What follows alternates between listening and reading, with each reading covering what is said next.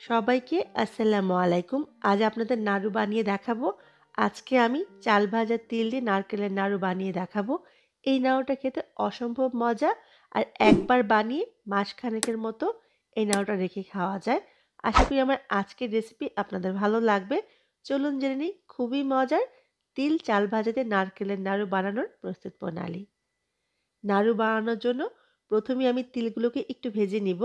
এখানে 1/4 কাপ পরিমাণ তিল আছে। চুলার আঁচটা একেবারে কমিয়ে রেখে তিলটাকে ভেজে নিতে হবে। ৩ থেকে ৩.৫ মিনিটের মতো সময় লাগবে।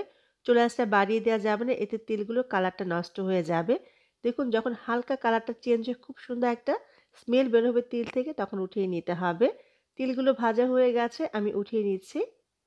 তিলগুলো উঠিয়ে নেওয়ার পরে একই পাত্রে আমি 1/2 কাপ পরিমাণ চাল দিয়ে দিলাম। যেকোনো চাল আপনি ব্যবহার করতে পারবেন এই নাড়ু বানানোর জন্য। এখানে আমি ভাতের চালটা নিয়ে নিয়েছি।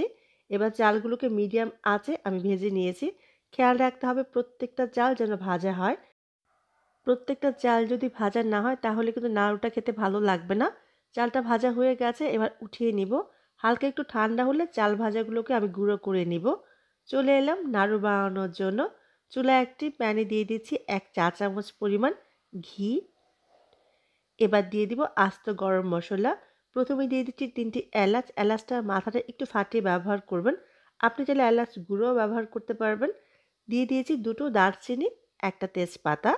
এবার এই ঘিয়ের মাঝে গরম মশলাগুলোকে আমি সামান্য একটু ভেজে নিব। আপনি যদি এলাচের গুঁড়া ব্যবহার করেন সেক্ষেত্রে নাড়ুটা নামানোর 2 মিনিট আগে 1/4 চা চামচ এলাচের গুঁড়া দিয়ে দিলেই হবে। গরম মশলাটা ভাজা হলে এখানে আমি নারকেল কোড়ানো দিয়ে দিব। এখানে 2 কাপ নারকেল কোড়ানো আছে।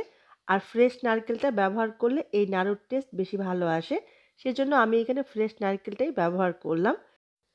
দিয়ে দিচ্ছি গুড়। এখানে 2 কাপ থেকে একটু কম গুড় আছে। আজকে খেজুরের গুড়টা ব্যবহার করছি নাড়ু বানানোর জন্য। আপনি চাইলে আখের গুড়টাও ব্যবহার করতে পারবেন। এই নাড়ু বানানোর জন্য কোনো রকম পানি ব্যবহার করতে হবে না। চুলার আঁচটা মিডিয়াম আর লোর মাঝামাঝি আছে। আর নারকেল থেকে আর গুড়টা গলে যে পানিটা বের হবে এতেই নাড়ুটা হয়ে যাবে। চুলা আঁচ বাড়িয়ে দিবেন না, তাহলে কিন্তু নারকেলটা পুড়ে যাবে। অনবরত নাড়তে হবে আর এভাবে চেপে চেপে গুড়ের আস্ত চাকাগুলো ভেঙে দিতে হবে। আমি চুলার আঁচটা মিডিয়াম আর লোর মাঝামাঝি রেখে 4 থেকে 5 মিনিটের মতো নারকেল আর গুড়টাকে ভেজে নিব। ফিরে এলাম 5 মিনিট পরে। দেখুন গুড়টা গলে অনেকখানি পানি বের হয়েছে, সেটাও অনেকখানি শুকিয়ে গেছে। একটু ভিজে ভেজা ভাব আছে। এই পর্যায়ে আমি চালটা যে গুঁড়ো করে রেখেছিলাম সেই চালের গুঁড়া এখানে দিয়ে দিব। আর এই পর্যায়ে তিল ব্যবহার করবেন না, তাহলে গুড়ের যে পানিটা এখনও আছে এই পানিতে তিলের মচমচে ভাবটা চলে যাবে, খেতে বেশি একটা ভালো লাগবে না। এবার চালের গুঁড়াটা দিয়ে খুব ভালো করে নেড়ে মিশিয়ে নিব। ভাজা চালের গুঁড়োটা দেওয়ার পরে আমি নারকেলটাকে আরও 3 থেকে 4 মিনিট এভাবে চেপে চেপে ভেজে নিব। ফিরে এলাম 4 মিনিট পরে। দেখুন নারকেলের গায়ে গায়ে যে পানি পানি ভাবটা ছিল সেটা কিন্তু শুকিয়ে গেছে। নারকেল থেকে তেল বের হয়ে আসছে। দেখুন ঠিক যখন এরকম হবে তখন এখানে ভাজা তিলগুলো দিয়ে দিতে হবে। আমি এখানে ভাজা তিলগুলো এখন দিয়ে দিব। ভাজা তিলগুলো দেওয়ার পরে আবারও আমি নেড়ে মিশিয়ে নিব এবং চুলা আঁচটা কিন্তু বাড়ানো যাবে না। মিডিয়াম আর লোর মাঝামাঝি থাকবে। আমি আরও 2 মিনিটের মতো নারকেলগুলোকে ভেজে নিব তেলের সাথে। ফিরে এলাম 2 মিনিট পরে। দেখুন ঘিটা বের হয়ে আসছে এবং নারকেল থেকেও কিন্তু সামান্য একটু তেল বের হয়ে আসে। আমার নাড়ুটা বানানোর জন্য রেডি হয়ে গেছে নারকেলটা। একটু হাতে নিয়ে চেক করবেন। দেখুন খুব সুন্দর করে নাড়ু বানানো যাচ্ছে। যখন এরকম গোল করা যাবে তখন বুঝতে হবে নাড়ুটা বানানোর জন্য রেডি হয়ে গেছে। এবার আমি চুলা থেকে নামিয়ে অন্য একটা পাত্রে নারকেলগুলোকে নিয়ে নিব। নারিকেলটা গরম থাকা অবস্থায় কিন্তু নাড়ু বানাতে হবে। ঠান্ডা হয়ে গেলে কিন্তু শক্ত হয়ে যাবে। তখন কিন্তু নাড়ু বানানো যাবে না। আর হাতে ঘি লাগানোর কোনো প্রয়োজন নেই।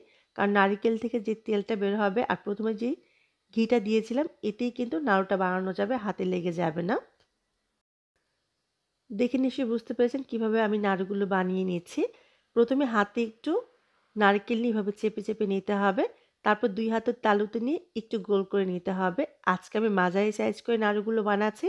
আপনি চাইলে আপনার পছন্দ মতো ছোট কিংবা বড় করে বানিয়ে নিতে পারেন।